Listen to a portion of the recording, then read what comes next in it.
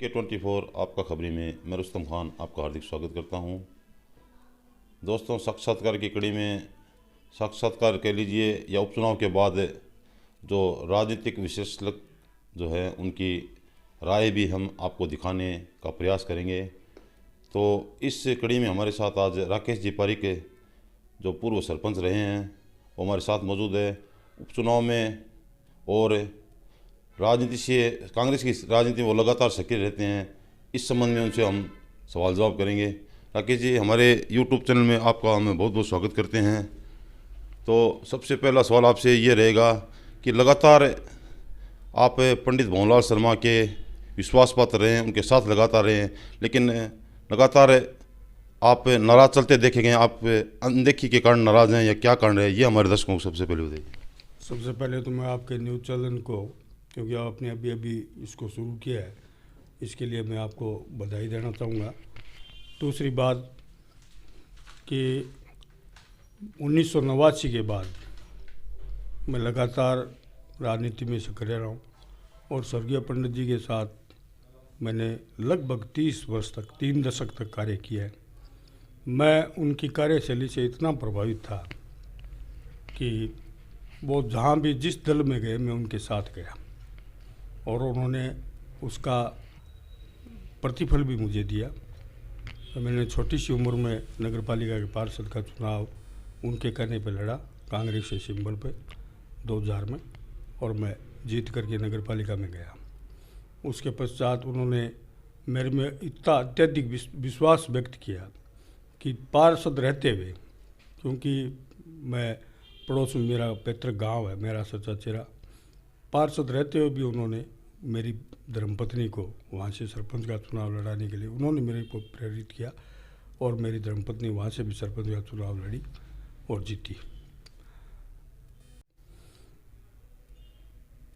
भाई अनिल जी शर्मा के इर्द गिर्द जो आभा मंडल है, उस आभा मंडल ने धीरे धीरे हमको दरकिनार करना शुरू किया। हमारी आवाज़ को उन्होंने सुनना। उस आभा मंडल में तो आप भी उस आभा मंडल के एक सदस्य थे। तो आप उनकी उनकी अनदेखी से आप पंडित जी के आप विश्वास पात्र थे, तो आप उनसे दूरियां बनाने क्यों लगे, इसका क्या कारण है? कुछ कोरोना की प्रथम लहर के दौरान कुछ एक हादसे इस तरह के व्यतीत हुए, मेरी सुनवाई नहीं हुई। मैं आमजन के लिए मैंने संघर्ष किया और उस दौरान मैं उसमें कांग्रेस नगर ब्लॉक का संगठन महामंत्री भी था और मैंने कांग्रेस संगठन महामंत्री के पद से त्यागपत्र भी इस बात को लेकर के दिया था कि स्थानीय प्रशासन आम जनता की बात को नहीं सुन रहा था।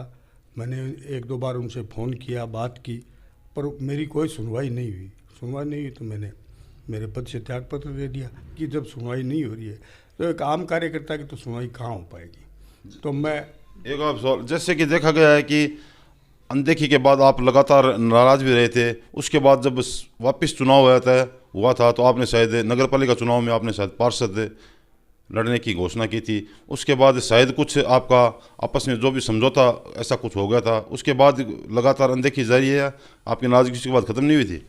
नगर पालिका चुनाव के दौरान मेरे पुत्र का मैंने वार्ड नंबर 28 से निर्दलीय प्रत्याशी के रूप में नामांकन दाखिल कर दिया था। उसके बाद पंडित जी ने मेरे को बुलाया, उन्होंने मेरे से पूछा कि बात क्या हुई। मैंने अपने मन की बात उनको बता दी। उन्होंने कहा कि मैं आदेश, तू ये एक तरफ ये कह रहा है कि मेरे आदेश को तू मानेगा, तो मैं आदेश करता हूँ, आप आदेश कर दीजिए। मैंने उनके आदेश करने के तत्काल बाद मेरे पुत्र का पर्चा उठा लिया और मैंने 28, 30 और 32 नंबर वार्ड में जी तोड़ मेहनत की। 28 और 30 का रिजल्ट कांग्रेस पार्टी के पक्ष में आया। 32 नंबर वार्ड का रिजल्ट मामूली से अंतर से हम चुनाव कांग्रेस पार्टी हार गई, मात्र 7 वोटों से। उसके बाद मैं फिर मेरे स्थान पे वापस चला गया, मैं निष्क्रिय रहा, सक्रिय नहीं हुआ।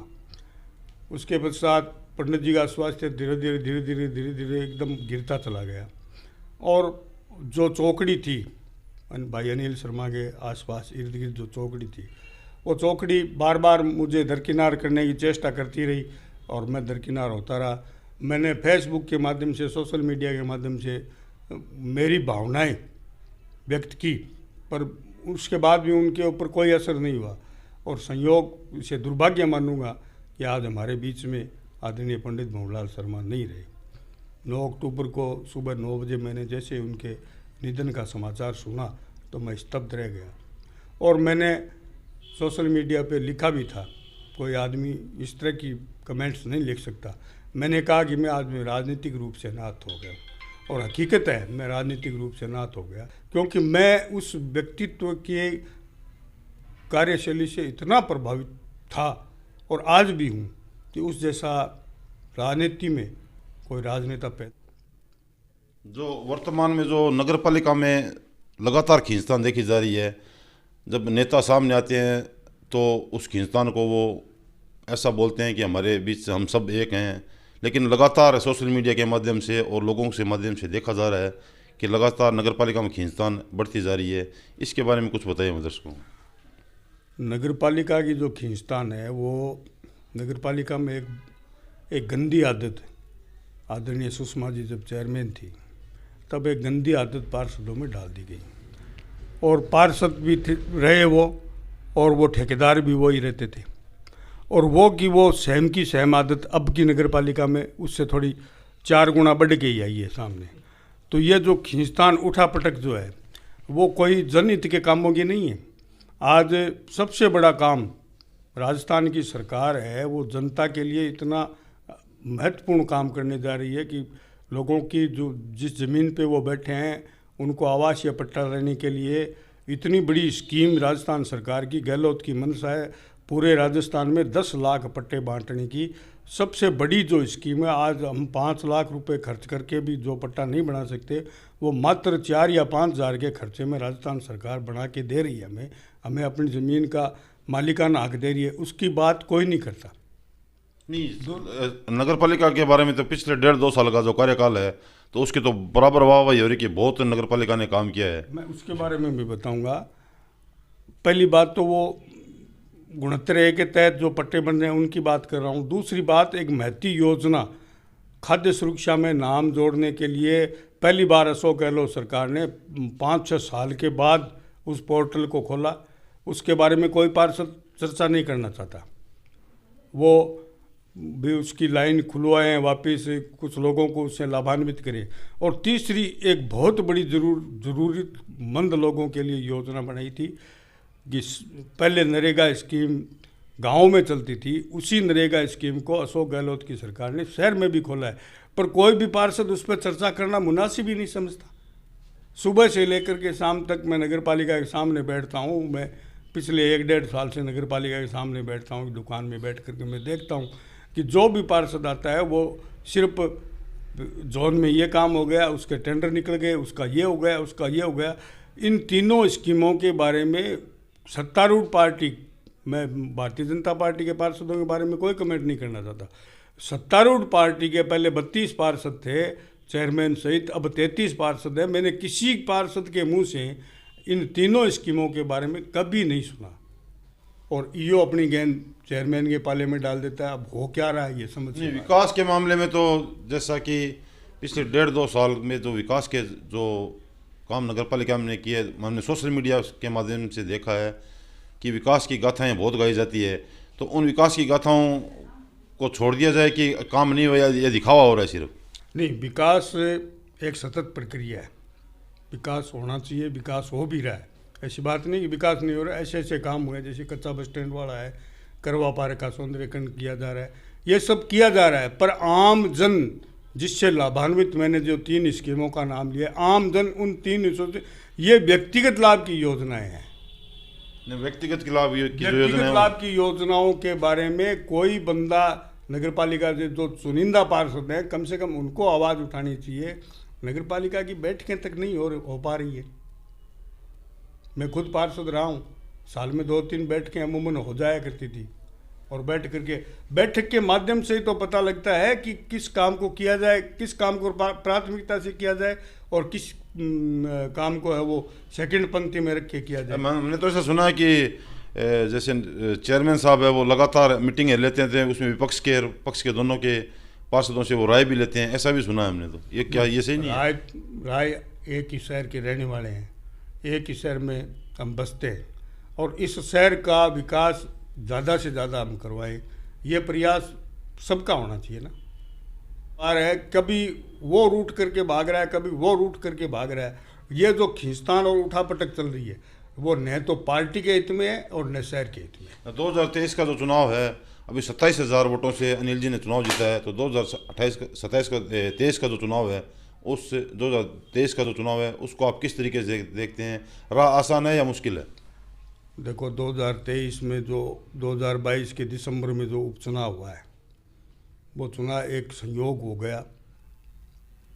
उन कमियों को सुधारने का काफ़ी मौका हमारे पास है। 8 महीने का कार्यकाल। आपका कहने का मतलब ये है कि जो आम कार्यकर्ता हैं उनसे उनसे उनकी राय शुमारी नहीं की जाती, उनके आस इर्द गिर्द जो अमला रहता है उसकी राय शुमारी से काम होता है।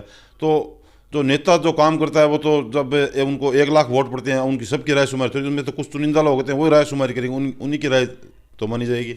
नहीं, चुने हुए जनप्रतिनिधियों से राय लेनी आवश्यक होती है। उसके पश्चात कुछ अग्रिम पंक्ति के कार्यकर्ता होते हैं, वो जनप्रतिनिधि कुछ एक की मजबूरियाँ होती हैं, वो जनप्रतिनिधि नहीं बन पाते। खाली जनप्रतिनिधि से राय लेना नहीं, तो सेकंड रो का जो कार्यकर्ता है राजनीति में और संगठन में हमेशा 3 रो होती है। एक प्रथम पंक्ति होती है, एक द्वितीय पंक्ति होती है और एक तृतीय पंक्ति होती है। तृतीय पंक्ति में आम मतदाता आता है। प्रथम पंक्ति का जो होता है वो जनप्रतिनिधि की श्रेणी में आता है। तो जरूरी नहीं थी कि जनप्रतिनिधि, मैं जनप्रतिनिधि हूँ, जिस वार्ड का मैं जनप्रतिनिधित्व करता हूँ, जरूरी नहीं है कि वो जो बंदा मेरे को वोट देता है वो कांग्रेस पार्टी को वोट दे। ये जरूरी नहीं होता। कभी मैं उनको जचता हूँ पर वो बिलोंग करते हैं भारतीय जनता पार्टी से, पर मैं उनसे जचता हूँ, उसने मेरे को पार्षद के लिए वोट दे दिया। पर जरूरी नहीं है कि वो एमएलए एमपी के चुनाव में कांग्रेस पार्टी के पक्ष में मतदान करे। तो उस व्यक्ति के अलावा जो द्वितीय पंक्ति में जो सक्रिय कार्यकर्ता खड़ा है उसकी बात को भी तवज्जो दी जाए।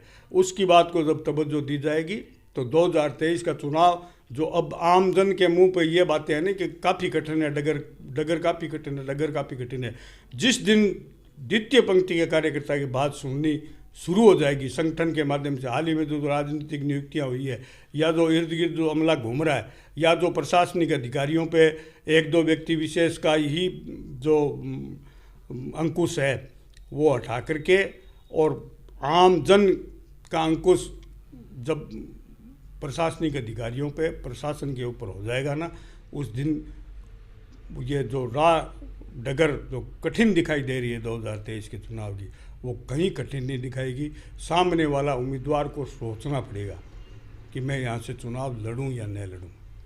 क्यों? उसमें आप कुछ अलग करने का प्रयास करेंगे या प्लेटफॉर्म ये रहेगा सिर्फ विरोध करेंगे? नहीं, मैं विरोध करना है तो राजनीतिक में क्या होता है, विरोध करना हो तो मंच पे खड़े होकर करो और राजनीति उसी प्लेटफार्म पे खड़े होकर के उसका विरोध कीजिए, न कि अलग जा करके।